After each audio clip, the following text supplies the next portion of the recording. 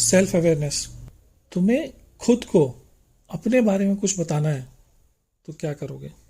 शीशे से कहोगे, mirror mirror on the wall, do you know me at all?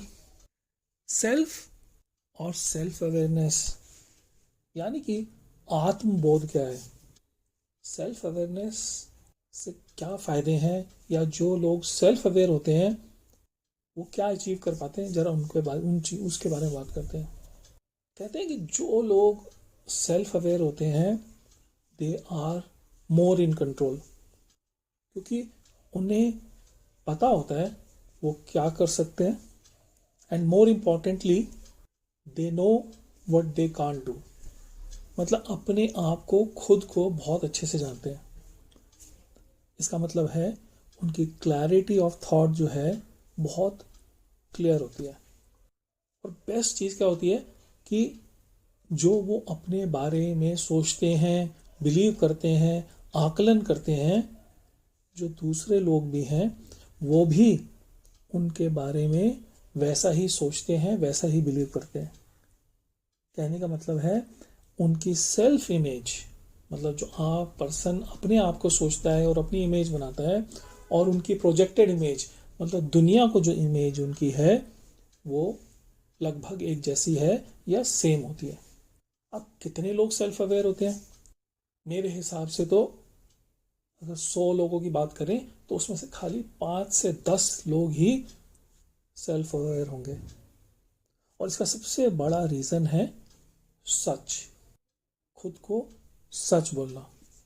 If you are truthful to your self, there is a high chance that you will be self aware. क्योंकि जो लोग खुद को सच बोल पाते हैं वो खुद को बहुत अच्छे से जानते हैं।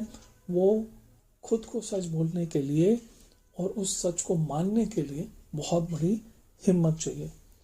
जब तक आप अपने आप को जानेंगे नहीं, अपने आप को पहचानेंगे नहीं, अपने बारे की चीज़ों को लिए पता नहीं करेंगे या उसको जानने की कोशिश नहीं करेंगे, तब तक आप सेल्फ अवेयर नहीं हो सकते।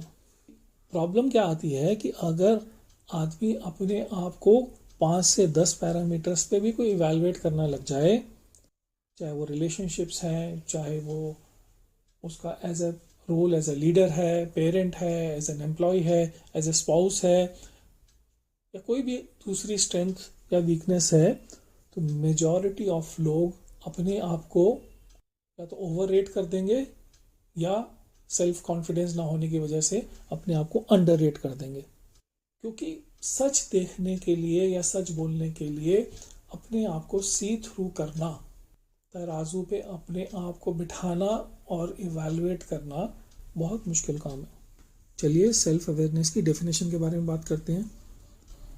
The ability to recognise and understand your own thoughts, emotions and behaviours and how they impact yourself and others is self-awareness. It's a psychological state where you focus on to yourself. पहली बात तो आपके thoughts, emotions और behaviour को समझ पाना, पहली बात तो उनको रिकॉग्नाइज करना, उनको पहचानना और उनको अंडरस्टैंड कर पाना कि आप ऐसा सोचते हैं, बिलीव करते हैं तो क्यों करते हैं। यही एक सेल्फ अवेयरनेस की बात है। स्टडीज़ की माने तो जो लोग सेल्फ अवेयर होते हैं वो ज़्यादा कॉन्फिडेंट और क्रिएटिव भी होते हैं। जैसे कि मैंने पहले कहा, डिसीजन में क्लैरिटी होती है और रिलेशनशिप्स उनके स्ट्रांग होते हैं। As professionals they are very clear in mind, they are effective leaders and also successful. देखिए, जहाँ आपने अपने आप को जान लिया, आपने ये जान लिया कि आप क्या कर सकते हैं और आप क्या नहीं कर सकते हैं, क्लैरिटी आ गई, आपको काम अपना पता लग गया। जब काम अच्छे से पता लग गया तो देखिए सक्सेस होने के चांसेस तो बहुत ज़्यादा बढ़ ही जाते हैं। और अगर आप काम नहीं कर पाएंगे और आप सेल्फ अवेयर होंगे तो there are very high chances कि आप वो काम किसी दूसरे को देंगे, उसकी हेल्प लेंगे और फिर भी आप सक्सेसफुल ही कहलाए जाएंगे।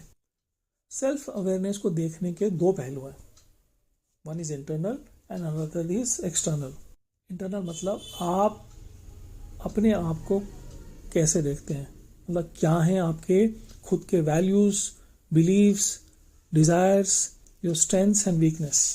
You are also aware how do they impact others. जब आप अपने बारे में और अपने वैल्यूज, बिलीव्स, थॉट्स के बारे में जागरूक हैं और अच्छे से समझते हैं कि ये आपको और आपके आसपास के लोगों को कैसे फर्क डालते हैं, ये आपके इंटरनल सेल्फ अवेयरनेस है। जैसे कि एग्जांपल, आप अपने आप को कैसे इवैल्यूएट करते हैं कि आप एक कैसे पेरेंट हैं। क्या आप एक कंट्रोलिंग पेरेंट हैं, इजी गोइंग हैं या निग्लेक्टफुल हैं। तो जो आपका खुद का आंकलन है वो आपकी इंटरनल सेल्फ अवेयरनेस बताती है। बट ये इंटरनल सेल्फ अवेयरनेस तब तक नहीं पूरी हो सकती जब तक आप एक्सटर्नल सेल्फ अवेयरनेस भी रखें। और उसका मतलब होता है कि जिन पैरामीटर्स पे आपने खुद का आंकलन किया, आपने खुद को इवैल्यूएट किया, बाकी लोग भी क्या आपको उसी तरह से देखते हैं। तो self awareness is a balance between the internal and the external self awareness. जो ये दो पहलू हैं, उन दोनों के बीच का जो बैलेंस ही है वही सेल्फ अवेयरनेस है। तो कैसे हो सकते हैं सेल्फ अवेयर? आई थिंक जो मोस्ट इंपॉर्टेंट स्टेप है वो है प्रैक्टिस माइंडफुलनेस, यानी कि अपने थॉट्स, फीलिंग्स, रिएक्शंस को ऑब्जर्व करना शुरू कर दीजिए, वो भी बिना जजमेंट के। जब आप अपने थॉट्स को ऑब्जर्व करने लगेंगे तो नेक्स्ट क्वेश्चन अपने आप आएगा कि आप ऐसा क्यों सोचते हैं, इनके अंडरलाइंग बिलीव्स क्या है। ये जर्नी आपको आपके भीतर एक डीप डाइव करवाएगी और सेल्फ अवेयर कराएगी। जो दूसरा स्टेप है वो है कि जब आप अपने आप को बेहतर जानने लगें तो लोगों का फीडबैक लें।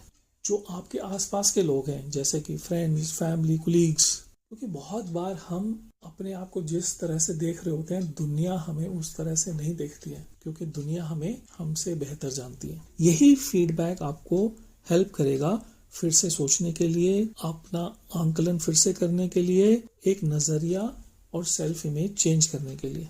जब आप इसको डीप थॉट देंगे तो आपकी जो सेल्फ इमेज और प्रोजेक्टेड इमेज में डिफरेंस है वो आपको समझ आएगा। और जैसा कि मैंने पहले कहा, सेल्फ अवेयरनेस कुछ भी नहीं है, आपकी इंटरनल और एक्सटर्नल सेल्फ अवेयरनेस के बीच में बैलेंसिंग एक्ट है। जिस दिन आप ये बैलेंसिंग एक्ट सीख गए, जिस तरह से आप अपने आप को जानते हैं, आकलन करते हैं, क्या दुनिया भी उस तरह से आकलन करती है, इसमें अगर आप बैलेंस बना पाए तो आप सेल्फ अवेयर हैं।